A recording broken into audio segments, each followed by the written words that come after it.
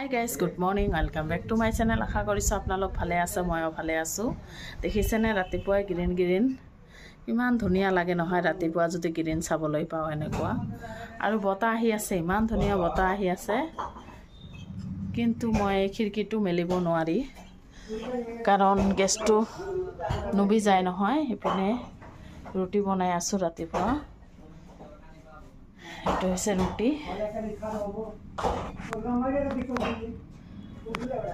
আৰু চিকেনৰ সবজি আছে। এটো দি খাই গল হাজবেণ্ডে আৰু লৰা উঠাই নাই। আজি ঘুম দিছে পুৰা। লৰা উঠাই নাই কাৰণ আজি স্কুল বন্ধ, মে দিৱস।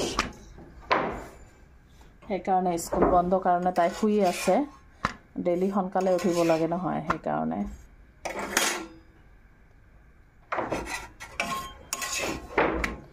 চাহ বনাইছো, গাখীৰ দিয়া নাই। চাহটো এতিয়া ৰেডি কৰো, ৰুটি ৰেডি কৰো, আহি আছো। হৈ গল, খাবলৈ ওলাইছো। এটো হৈছে সবজি, মুৰ্গীৰ মাংস এটুকুৰা লৈছো, চাহ আৰু ৰুটি। এটা ৰুটিয়ে লৈছো কাৰণ মই বেছি ৰুটি খাবলৈ নাপাও, সেইকাৰণে এটাই খাও। তেনেহলে আহি আছো ৰুটি খাই। এইবিলাক কাঁহী বাটি দেখিছে না, ইমান বৰ কাঁহী বাটি ওলাইছে। এইবিলাক ধুই লম আৰু কি বজাৰ আনে দেখাই আছো। আপোনালোকে কিন্তু ব্লগটো শেষলৈকে চাব, স্কিপ নকৰিব।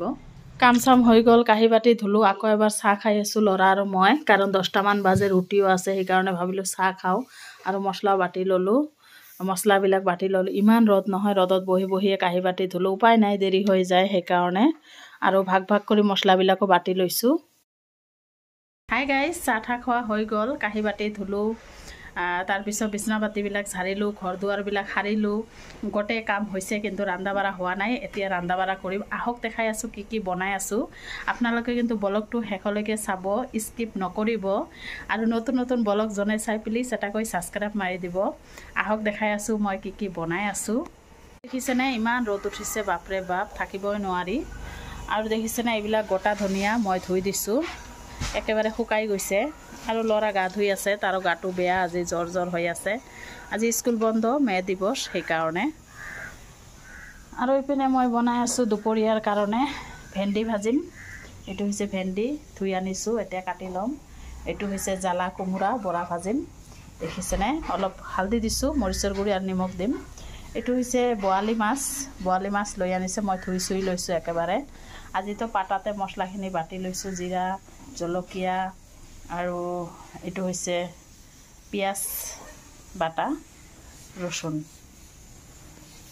আৰু ইপিনে বহাই দিছো দালি, মচুৰৰ দালি বহাই দিছো। গৰম দিনত নহয়, দালিটো খাই ভাল লাগে, সেইকাৰণে দালি বনাই আছো। ইপিনে ভাত এটাকৈ বনাই আছো। কামটো হৈ গৈছে গোটেই। বিছনাবিলাক ঝাৰি লৈছো, গোটেই কাম হৈছে।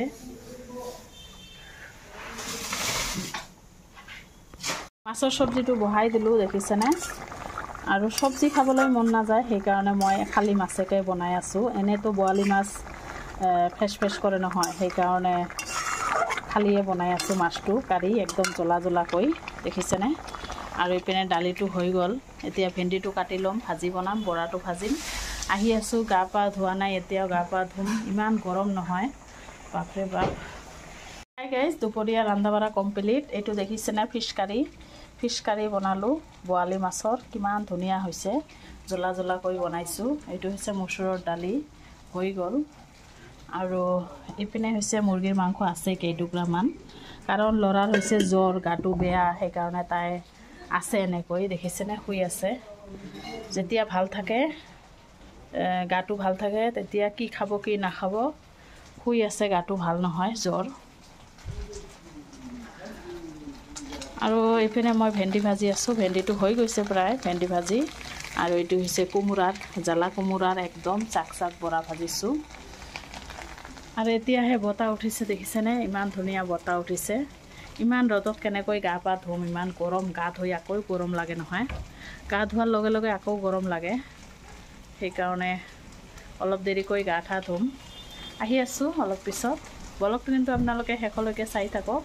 হাই গাইজ সকলোৰে খোৱা দোৱা হৈ গৈছে মই শেষত ভাত খাম আৰু ভাত ওলাই লৈছোঁ ভাত লৈছোঁ অলপ দালি লৈছোঁ এইটো হৈছে ভেন্দি ভাজি বৰা এটা লৈছোঁ বৰালি মাছৰ কাৰি লৈছোঁ দালি আছেই আৰু এইটো হৈছে শাকৰ এটা চব্জি হয় এইকেইটা দি ভাত খাম তাৰপিছত এইবিলাক ধুইছোঁ একেবাৰে গা পাও ধোৱা নাই গা চা ধুই একেবাৰে আবেলি আহি আছোঁ আপোনালোকে কিন্তু ব্লগটো এৰি নিদিব চাই থাকক ভাত খাই বহি আছিলোঁ কাৰণ বাহিৰত মিস্ত্ৰী কাম কৰি আছে সেইকাৰণে আৰু মানুহৰ লগত নহয় মানুহ থাকিলে কাম কৰিবলৈ মন নাযায় সেইকাৰণে মই এতিয়াহে কাঁহী বাতিবিলাক ওলাই ল'লোঁ আৰু ধুলোঁ গা পাও ধোৱা নাই গা পা ধুম আৰু দেখিছেনে কাম কৰি আছে এইটো মানে এটা ঘৰতে দুটা ঘৰ মানে সিহঁতে কাম কৰি আছে এইটোও ভাঙিব এইটো ঘৰতো কাম কৰিব আমি আছোঁ দেখিছেনে ঘৰটো মই চাই আছোঁ মানে বেয়া লাগি আছে বহুত দিন ধৰি আছোঁ নহয় সেইকাৰণে বেয়া লাগি আছে আৰু ঘৰটো চাই আছে ইমান চাফ চিকুণ কৰি ৰাখিছোঁ এতিয়া ভাঙিব ভাল লগা নাই আৰু এয়া কাম কৰি আছে দেখিছেনে এইটো আৰু এইটো ওচৰতে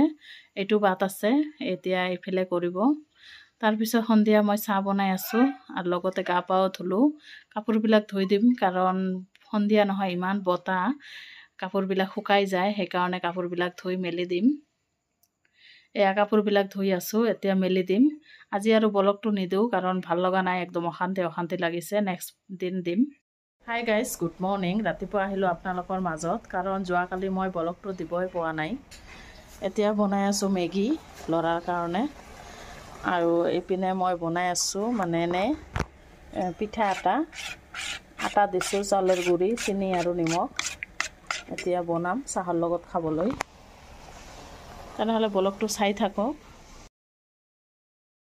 বনা হৈ গ'ল দেখিছেনে কিমান ধুনীয়া হৈছে এতিয়া চাহ খাম আৰু পিঠা বনাই ল'লোঁ এইবিলাক এতিয়া চাহ খাম আৰু ৰ'দটো দেখিছেনে কিমান ৰ'দ দিছে হাই গাইজ চাহ ঠাহ খোৱা হৈ গ'ল আৰু কামো হৈ গৈছে কামবিলাকো কৰিছোঁ কাঁহী বাতি ধুলোঁ ঘৰ দুৱাৰবিলাক চাৰিলোঁ গোটেই কাম হৈ গৈছে এতিয়া অলপ ৰেডি হৈছোঁ যাবলৈ ঘৰ বিচাৰি কাৰণ ঘৰ ভাঙিব সেইকাৰণে যাব লগা হৈছে বিচাৰিব কাৰণ বিচাৰিলেহে পোৱা যাব ইমান দিন থাকিলোঁ কাৰণ 15 বছৰ মোৰ বিয়া হৈছে 15 বছৰ হয় আৰু ইয়াত আহা 13 বছৰ হ'ল 12-13 বছৰ হৈছে ইয়াত আহা কি কৰিম এতিয়াতো যাব লাগিব 15 বছৰৰ সংসাৰটো মানে তিল কৰি ভাঙিব লগা হৈছে বেয়া লাগি আছে গোটেই ৰাতিটো টোপনি অহা নাই যিয়ে নহওক তেনেহ'লে বলক ঘৰ বিচাৰি যাম এতিয়া আপোনালোকে কিন্তু ব্লগটো চাই থাকক এইটো ঘৰত ৰুম বিচাৰি আহিলোঁ আহক দেখাই আছোঁ